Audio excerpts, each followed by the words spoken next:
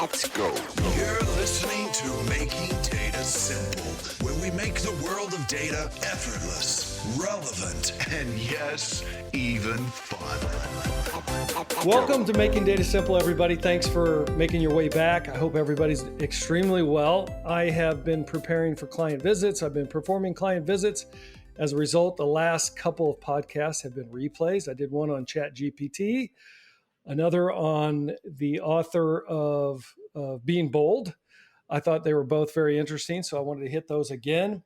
The great news about having a podcast, particularly one that is going pretty well, thank you all for that, is that we can pick and choose the guests that we have. So speaking of, I have Vinca LaFleur today. Did I pronounce that right, by the way? I pronounce my first name as if it rhymed with Sanka, for those of you who remember Sanka brand decaffeinated coffee. So I say Vinca LaFleur. All right. But Vinca you're very LaFleur. Close. Yep. All right. I almost had it. Vinca LaFleur, managing partner of West Wing Writers. I met Vinca at a seminar in IBM where she told us what she had learned across a varied career on writing, communicating, took some great tips and tricks and some great stories along the way. And if I could give you a quick introduction, and then I'll turn it over to you, Vinca. She's been a professional staff writer for the U.S. Commission on Security and Cooperation in Europe. She's a speechwriter for Secretary of State, U.S. Department of State, special assistant to the president. By the way, none of these are in sequential order. Some of these are happening at the same time. Special assistant to the president, National Security Council. She started her own company, Vinca LaFleur Communications. She's a founding member of Chief. Chief is a private network built to drive more women into positions of power and keep them there. And speaking from a family of 3 other women and myself, very talented women, and on the back of International Women's Day. That's awesome. And then she is a managing partner in West Wing Writers. Again, not sequential. Welcome, Vinca. Thank you for being here. Please start and don't leave anything out. Don't be modest. Tell us about your career, if you would, starting out, and what brings you to today. Yeah.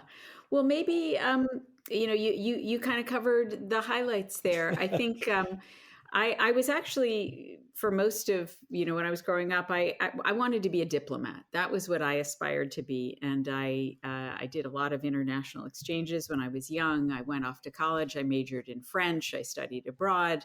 I went to graduate school, got a master's degree in international affairs. And my whole plan was to become a diplomat. And right before I finished my master's degree, I took the Foreign Service exam. And in those days, the way they offered the Foreign Service exam was a little bit different than how they do it now. But it was only offered once a year, and there were 2 parts. There was a standardized test, kind of like an LSAT or an MCAT. And then there was if you passed that, you got invited to take what they called the oral exam. So I passed that standardized part, and then I got invited to take the oral, which I did. And then I wasn't going to hear about my results from the oral until the spring, really midsummer. And so I finished my master's degree. I was living in Washington, kind of waiting to get the results from the State Department about the Foreign Service exam. I had an unpaid internship at Foreign Policy magazine. I was 24 years old. Finally, the letter came in the mail, and it was, 87. So the letter came in the mail. And and I opened up that thin envelope, and to my shock and dismay, I had failed the Foreign Service exam. And not only had I failed, but they had ranked me very high in what they called administrative ability. And as I say, I was 24 years old and had basically been in school my whole life. They had ranked me very low in 2 areas. One they called cross-cultural sensitivity, and the other was writing. And what I often say is, when I was 24, those were the only 2 things I was pretty sure I was good at. So it was really, it came as a huge shock. And I suddenly, I had to scramble and figure out what I was going to do next. And as fate would have it, the Foreign Service exam wasn't even going to be offered again the next year because there was a class action suit against it saying it discriminated against women, which in retrospect, I think maybe it did.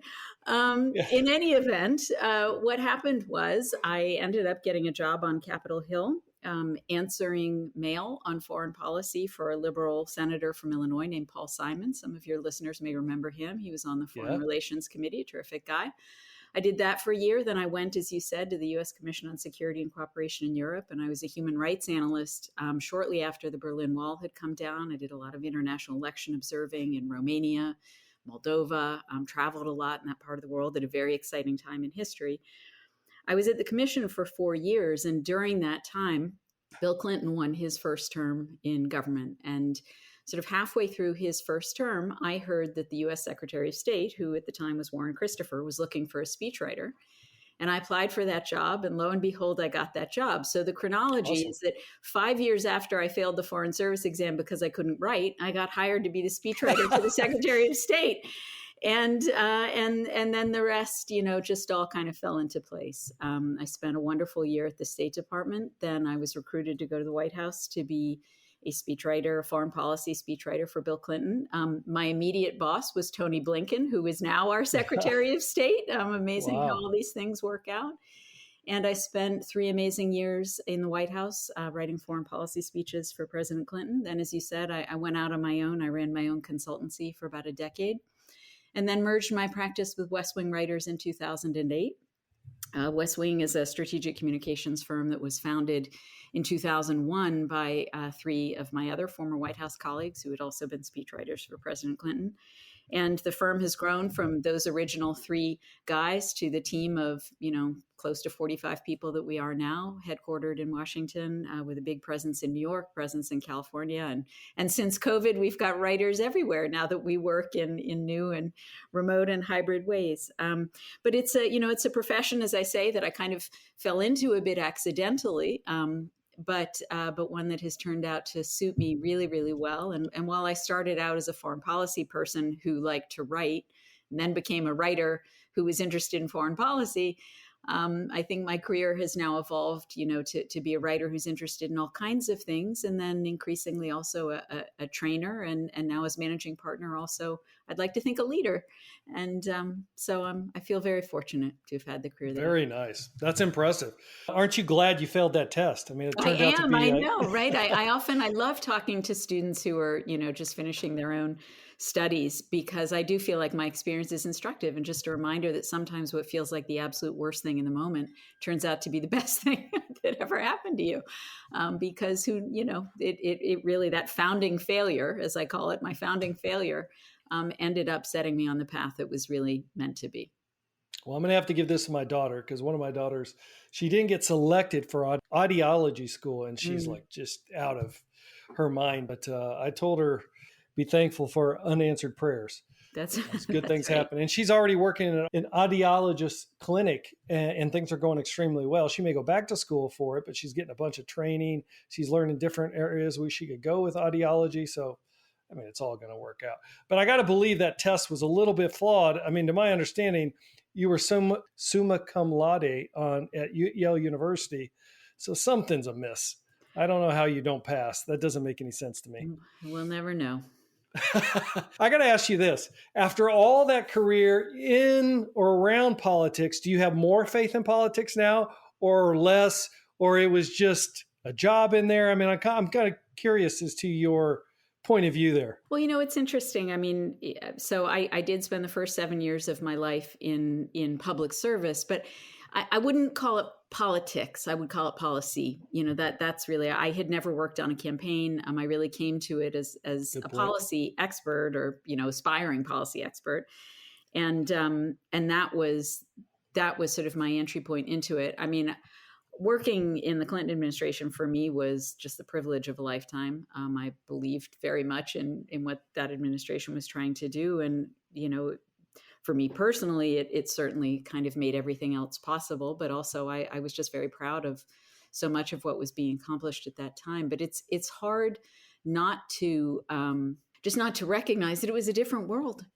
I mean, we thought in those days, that we were really struggling with what felt like a news cycle that wouldn't quit. And we were talking about CNN, much less Twitter and Drudge Report and citizen journalists and, iPhones and cameras and just all of the, the relentless and fake news and, and now we got ChatGPT, which you're talking about too, AI. And I mean, it just so much has changed, and the demands, it was in the Clinton administration. I think that was the first White House to have a website. I mean, that's what it was like back then. It was just a very different time. So the experience of being somebody who was kind of on the communication side, and just the experience of working in government at that time was different than I think it is now. And as fast-paced and intense as it felt then, it is just even more so now. That's clear. Then about politics in general, I don't know. Well, maybe we should leave that for we'll leave that alone. We'll leave that alone. I was just curious. Another episode. That's an interesting story. Very, very interesting experience. Brings up a whole lot of fun questions. I'm going to ask a couple more, and then I want to get into your craft. You obviously got to hang out with Bill Clinton a little bit. And walk him through some of the speeches, I got to believe. Was that fun? I mean, was he good to hang out with? Did he take your writing well, or did he provide a lot of feedback and told you go back to the lab and keep writing? I mean, how did that relationship go? Yeah, it was both. And I will say that, one of the real joys of writing for somebody like Bill Clinton, I mean, I think even people who were not, fans of Bill Clinton would acknowledge that he was a great public speaker. He was somebody who very extroverted, really drew attention from a crowd, very comfortable at a microphone, loved communicating with people, really, really saw the importance of it, invested in it, and cared about it, and was good at it.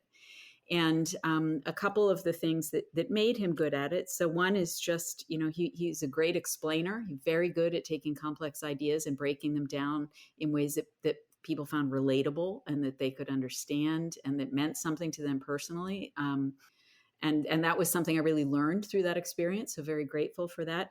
He also just, somebody whose own interests were so wide ranging. This is somebody who had been born in Hope, Arkansas, and, gone off as a Rhodes Scholar in Oxford, and so many things, along the way and beyond. And he had very, very wide ranging intellectual and interests. And so you could, as a writer then, and I would think about this when I was working on speeches for him, I could put references to history in a speech. I could put references to literature in a speech, poetry, scripture, but also pop culture.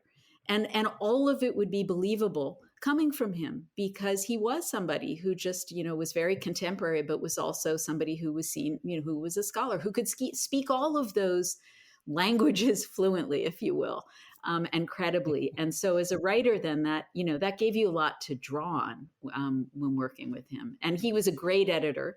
Brilliant writer in his own right. And, it's just that, the president has a big job, and writing speeches takes a lot of time. So that's why somebody like a president or a CEO or others have people on staff helping them with this work. It's very time consuming, but the best of them are very invested in their own work and make it their own.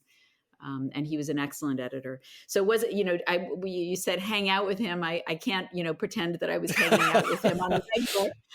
But where I would see him most frequently was, because I was a foreign policy speechwriter, it was when he was traveling abroad. And oftentimes, traveling on Air Force One, those trips, especially the longer ones, those would be the moments when he was putting the final edits on the speech. And so on the plane, literally, taking the draft up to the president and getting his edits, he always used a Sharpie pen, getting them back, inputting the edits before we land, sometimes even in the motorcade, the last minute. So yeah, it was really just, the honor of a lifetime. So then you make the edits. By the way, that was one of the questions I had as to how involved were they? It sounds like Bill was pretty involved. He did, he would go through every speech and make sure he went through it and put his spin on it, I presume. Certainly the, the really big ones. Yes. We had a habit of calling everything a speech, because pretty much everything you had to have something written down, even if it was just, talking points for a photo op that odds were he wasn't even going to use. He would just be doing that off the cuff, but you still had to have written it down just in case. And we kind of called everything a speech. So he wouldn't, be pen editing little things like that, but certainly, yes, the big addresses, the keynotes, he did look at everything. He reviewed everything. And did you ever get into it? Oh, I'm sorry to interrupt. Go ahead, finish your No, comment. no, no, not at all. No, I would not say that I personally ever got into it, but there were moments. There were moments for sure, when he would send drafts back and say, I want more, I want different, this isn't right, what about this? For sure. Yeah. Had to be stressful, yeah. It was stressful. It was stressful, but it was exciting. And, I think one of the things that makes it stressful, of course, is, the president of the United States just occupies this really extraordinary role, because kind of every word that comes out of that person's mouth is going to be hyper scrutinized by everybody, not just here, but Mm-hmm. everywhere. And, kind of whatever that person says is kind of taken as US policy. So it was sensitive, and so the stakes always felt very high. But also, yeah, it was a thrill. And, and a lot of what we were writing about, I think, again, this was one of the things that made President Clinton and other, political leaders and public servants that I admire, that I think makes them so good, is that they never forget who it's all for and who it's all about, and in writing for President Clinton, we were always reminding ourselves to be thinking about the person at the end of the policy. You come in as a speechwriter at that moment when all of the the folks have been hard at work kind of crafting the policy, negotiating the policy, hammering out the the details of the policy, and then you get to come in at the moment that it's going to be presented to the public, to the press or to the public or to whomever. And that's a really exciting moment to come in, but it's also the moment then when the story here is not the details of how tough the negotiation is or was. The story is the difference that it's going to make in somebody's life, and that was what we were always trying to to make sure that we understood and that we could share is, why does this matter? Why should you care, as an audience? What is the significance of this? Why did we work so hard to make this possible, and to humanize it? Which, thinking then more broadly, just sort of my own philosophy about communications, I do think this is just one of the critical things, to always be thinking about your audience, and what what you want to say is one thing, but you really have to be thinking about how are you going to make this meaningful to them? What's going to make this matter for them? And why should they want to listen to what you want to say? Back to purpose. I always talk about three things that I've learned is autonomy, mastery, and purpose, something everybody wants. And that purpose thing, I got to believe in terms of speech writing, in seeing the president take your speech and influence and inspire others. That's got to be a trip. That's got to be something that really gets you going. I got to believe. Yeah, no, of course. Some of moments you never forget, and very proud to have played a small part of it. That's awesome. It's exciting to help someone find the words. And you're the second person on this podcast that's been on Air Force One. That's pretty cool. It sounds like you flew on it all the time. not all the time, but that was what he took to go overseas. And so when I was on those trips, yeah, I was on the plane. I used to love Saturday Night Live. Now, they weren't always kind to him either, but they had one skit that was just fantastic where he'd put his thumb outside the curtain and everybody would cheer. And he would come in and say, I am invincible. It was great. It was fantastic. Anyway, let's talk about your craft. And you mentioned this earlier. I don't know if it's harder today than it was back then, or is it just different? We have so many mediums. We got video, we got texting. You mentioned Chat GPT. It's all over right now. Sometimes I think we've lost some of the art in writing. Heck, we're having an AI computer write for us, and sometimes it's accurate, sometimes it's not even close. Where are we today with the craft? What's your view? And we'll stop there. Where are we with the craft? Yeah. Well, so I couldn't say where we are sort of broadly, but I will tell you where I hope what I hope we never lose, and what worries me a bit about some of the direction that I see things going now. I just very much believe that writing and thinking are inseparable, and that you can't have a good piece of writing without having clarified your own thoughts. And oftentimes it is in the act of writing that you do clarify your own thoughts. It is in the act of writing that you figure out what it is you really mean, how you really need to organize your thoughts to make the argument you want to make. When you see your own words on paper, you realize what does kind of cohere and what doesn't. And those two things are inseparable. And so even though I do very much value and often argue for and advocate concision and clarity and so forth. I'm a fan of brevity, but that doesn't mean, and I'm a fan of simple language, but that does not mean dumbing it down. It does not mean robbing things of texture. It does not mean robbing things of detail and specificity. And then when we start talking about AI, or the human experience.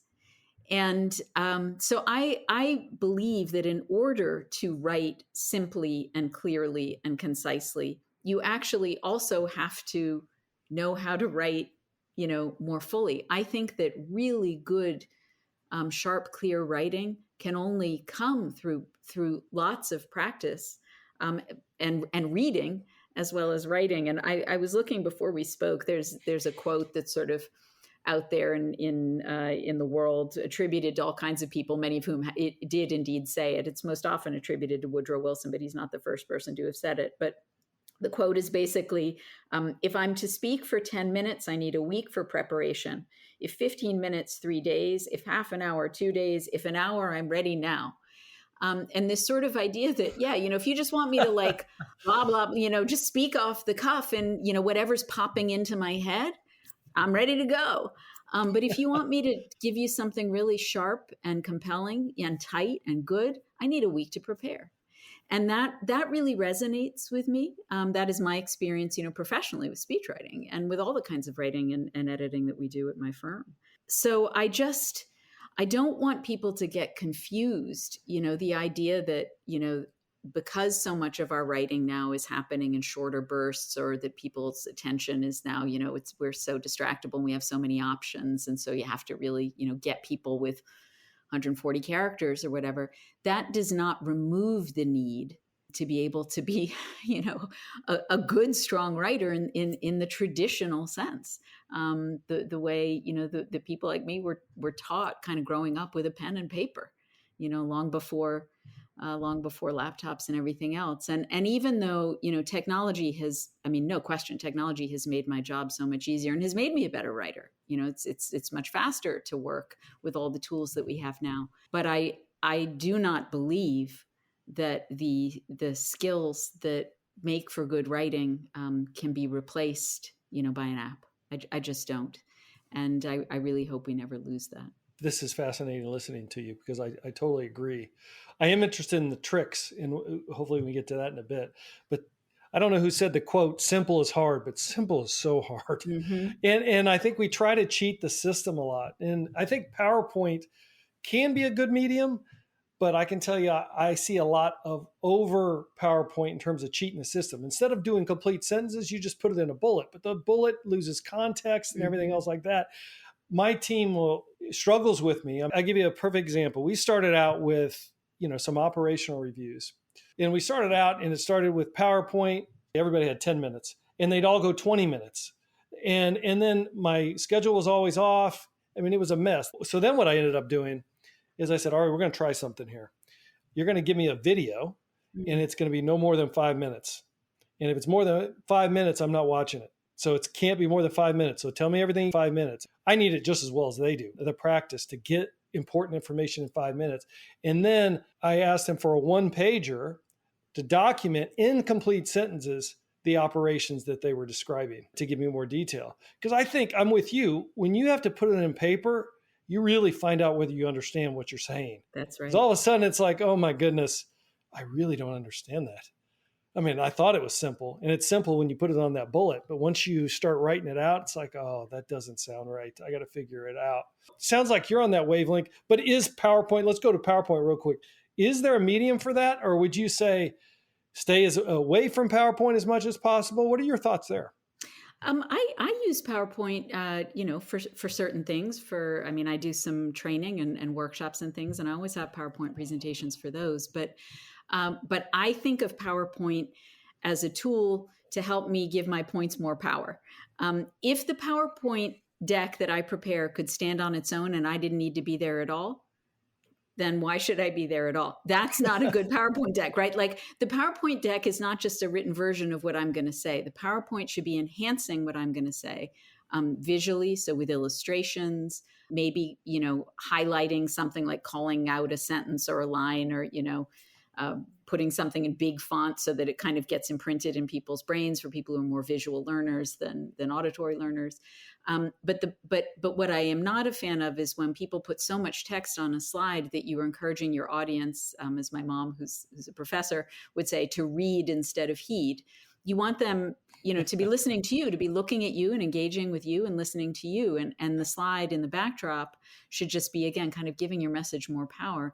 And I also, in my case, because I'm not a tech expert like you and your colleagues, I never want to be in a situation where my show couldn't go on if my technology failed. So I never want the PowerPoint deck itself to be the main attraction. I need to be the main attraction in my script, so that, if the PowerPoint fails, that I can still do the job I'm there to do. Now, I think that's great advice. One thing, the last time we talked, that you mentioned is I think it was 10-20-30 rule. Could you talk to that? I could, although it's not mine. I have borrowed it shamelessly from Guy Kawasaki, but with full attribution. So Guy Kawasaki, who is a venture capitalist and entrepreneur and many other things, it's his rule, as somebody who has heard many people come and pitch business ideas. And he says the best pitches from entrepreneurs follow this 10-20-30 rule. So no more than 10 slides, no more than 20 minutes long, and 30-point font. I think I've got the 10-20-30 right there. I'll double check myself. But yes, that's right. What it is. And so it's really, again, keep it short, keep it tight. Don't rely on the slides. You are the main attraction. The slides are illustrating what you're doing. And then the 30-point font prevents you from, putting more words on the slide than the audience should really be trying to absorb. I think that's the key, that 30-point font. Then there's only so much you can do at that point. And you've really got to tighten it up, which I think is great advice. Let's break down some of the speech writing and stuff that you've done. How do you start? What do you need up front before you begin? What's your process, if I could ask? Yeah. I mean, I can use, I'll use a real example to just sort of make it to illustrate it. So I can use an example from the White House, say. So I worked with President Clinton on a speech that he gave in Belfast. It was end of November, kind of beginning of December 1994. And it was the first time a sitting U.S. president had ever been to Belfast. It was a very exciting time in the peace process, a sort of a hopeful time where, the troubles seemed like maybe they would be coming to an end. So this trip was a big deal, and he was going to be giving a speech at a plant. That was the location that had been chosen for his speech, a plant called Mackey's, which sadly no longer is in operation, but at the time it was. And this plant had been chosen in part because of its physical location. It actually kind of sat right on the peace line in Belfast, and workers from both the Protestant Catholic communities worked there. They would come in through separate doors, but meet on the factory floor. And as it happened, this factory made machinery that wove textiles. So the symbolism was also, this idea of kind of weaving a fabric together. And it was a very rich kind of location to be thinking about from a writer's point of view. So I knew that the president, this was where he was going to go give his kind of big policy speech of the day. And we knew this in advance. So that process then begins with, okay, what the setting of the speech is, how long the speech is supposed to be, a keynote address, who's going to be in the audience, sort of why he's going, what the purpose of the trip is, and so forth. And for any speech, then again, these would be some of the details you want to, of course, understand on the front end. What is the occasion? Why is the speaker giving this speech? Have they been invited? Is this something that happens every year? Is it just something for them? To really understand the setting, and then crucially to understand the audience. Because as I was saying before, part of this is what you want to say, but what you want to say is irrelevant if the audience isn't going to absorb it, appreciate it, find it meaningful, and ideally then remember it and potentially even act on it if there's a call to action at the end. So to understand the audience, you do, I think of it as kind of two different levels of research. On the one hand, there's kind of basic demographic research you would do about an audience, literally who are they? Are they male? Are they female? Are they American, international? What is their level of expertise? How old are they? So forth, kind of basic demographics. And then the other part I would call an emotional screen, which is what's on their mind. What do they care about? What do they think about you? What do they think about the issues at hand? What are they worried about? What are they excited about? What are they proud of? What would they want you to know about them? What are the ways then that you as a speaker can connect with them, and honor them sort of where they are, indicate that you know where they are. So really understanding the audience as best you can is part of the front end research. And then the way that we work at West Wing Writers, so now to sort of step back from the White House just for a minute, the way that we work at West Wing Writers is, if we are going to be writing a speech for a client, we have an interview with the client. So we've already done a lot of this kind of research on our own to really understand as best as we can kind of what the scenario is, but then to talk to the speaker, what do they want to say? Why are they excited about this event? What are they thinking? Do they have themes in mind? To try and draw from them what they want to get out of it, and what they want to achieve with it. And to get from the speaker in those conversations the kinds of stories and personal details and anecdotes or personal experiences that we wouldn't be able to find on our own. Because one of the other things that really makes writing of all kinds, but certainly a speech, memorable, is when you can go from the generic to the specific, when you can say something that only you can say, or when you can describe something in a way that again just sort of makes it clear that you really know what you're talking about, you've really experienced it. So whether that who your audience is, but also then whatever the issue is, that you really understand it in a granular way, and you do that with detail, by going beyond the generic to detail, and to make this concrete a little bit. We think about jargon that creeps into all kinds of things, but like words like stakeholder, we talk about stakeholders. Well, who are your stakeholders? Are your stakeholders, if you're talking about healthcare, are your stakeholders medical professionals? Are they nurses? Are they patients? Are they families? Are they, to break these things down beyond the generic to the very specific, and then to localize it. Anyway, so you want to be doing a lot of research about the topic. You want to hear from the client or the speaker themselves what they want to say.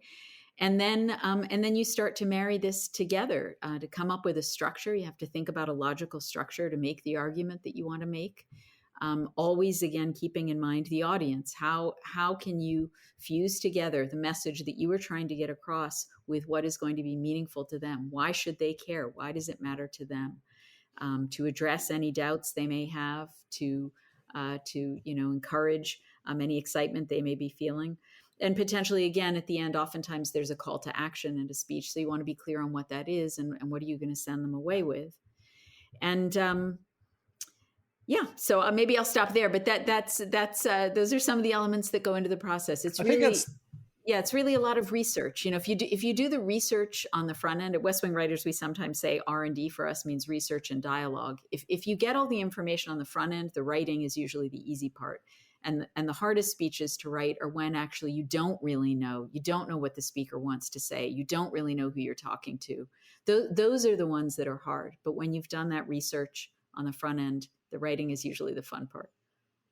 I think most people forget, like anything, whether it's a sports or otherwise, they forget the practice in the relentless research that goes in behind the scenes before you see the final submission. How much research would you say you do for every line of text? I mean, how much time are you spending researching?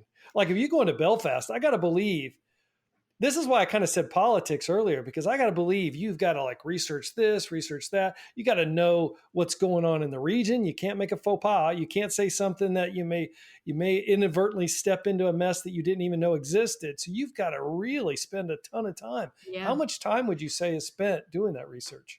So at West Wing Writers, if we are working on a keynote speech, which we would say, is a speech that's maybe 20 minutes long, we would budget 40 hours, 40, to write it. Yeah. And then thinking about that Belfast speech, I'll just come back to it. And again, this was 1994. So the tools that I had to do research were very different, Yes. I had never been to Belfast, and I needed to get a sense in my mind of what it looked like. Now, the nice thing about working in the White House is, you can call up folks in the State Department, and they'll take your call, and they'll, we were getting good information from diplomats in the region who could give us good advice. But then also, I cast a wide net. So as I say, my parents are both actually professors, retired, but my mom was teaching at Princeton at the time, and one of her colleagues at Princeton was from Ireland and a poet. And I reached out to him and I asked him for some advice about some Irish poets that I might quote, and good lines that I could use. I went to the library in the White House and got on microfiche. Back issues of the Washington Post travel section, and scrolled through those things to read about Northern Ireland and to look at pictures and to read, articles literally on microfiche from the travel section about Northern Ireland, to try to get a sense in my head of what the place looked like, and things that I could reference. I read stories, a lot of research. I read books. I read books about the Troubles, but then more contemporary, I was reading the press, both the U.S. press, but then also the foreign press, about things that were happening in real time, that we could weave in. And there were a lot of things happening in real time because, as I say, it was, an exciting moment in the peace process. There had been a ceasefire. Things were happening. And if you look at the president's speeches from that trip, you'll see references to things like there was a line that I had found from an article, a newspaper article, where somebody who lived there had sort of observed even the normal is beginning to seem normal. And I loved that line, this was this sort of exciting kind of hopeful time for the people who lived there. And so, a lot of research of all different kinds to try to pull a speech like that together. And, obviously I was not making policy about, U.S. policy toward Northern Ireland or toward the United Kingdom or any of that. The policy was being made by other people, but my job as the speechwriter then was to help try and talk about it and frame it, again, in ways that would help the president really connect with the public that he was trying to reach. Well, let me restate. You make sure you know your audience and have an emotional screen. Could be a country. You interview the speaker. Make sure you look at stories and anything that makes things personal. You take the generic to specific. Then you outline your structure, fuse everything together, probably leave with a call to action. But like when you're doing the president, I got to believe you can't always interview your speaker, but he's got a very specific view on policy, I'm sure. Don't want to get that wrong. Who do you interview in that case? Well, so I was a member of the National Security Council staff. And so there were, the policy makers were my colleagues. So that was easier in some ways. But, when I think about my work as I practice it now, so if we're writing, for a leader of a company or a foundation or a nonprofit, they have their policies too, and they have the people in their organizations. If you can't, always be talking to the leader of the organization, you can be talking to the people in the organization who are empowered to share that information with you. So, that kind of knowledge is on their end in a way, but again, that our job is to help them figure out how to present it, how to explain it, how to share it in a way that is going to reach the audiences they want to reach and motivate or mobilize the audiences in the ways that they're trying to do. Do you think this structure also works for the corporate or business world? You think it's much the same?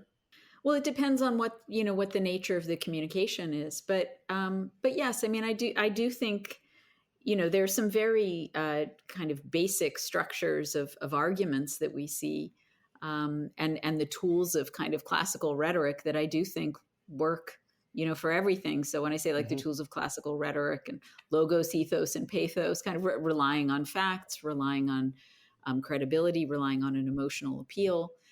Those basic tools, I think, work across everything, are necessary across everything. And then I also think, and you do see this both in politics and in the private sector, certainly with consumer-facing businesses. But this an attempt to kind of connect with people as people, and to remind people not just of sort of the features of your product, but the benefits of your product. So if you're selling cars, you're not, you may be very proud of the sophisticated engine that you've built or the, the incredible kind of, technology that went into the shatterproof glass, but for the the family you're trying to sell the car to, what really matters is that it's going to keep their kids safe. That if this car, is in an accident, that everybody's going to survive, that that this car gets great gas mileage and won't bust your budget when you're driving to Florida for spring break. It's right. You're presenting it in a different way, and I think it's a lot of the same principles. Podcast listeners out here, I'm going to stop the podcast at this point. There are a lot of tips and tricks that Vinca is going to get to in the next podcast, part 2. So stay tuned. It's going to be great. See you.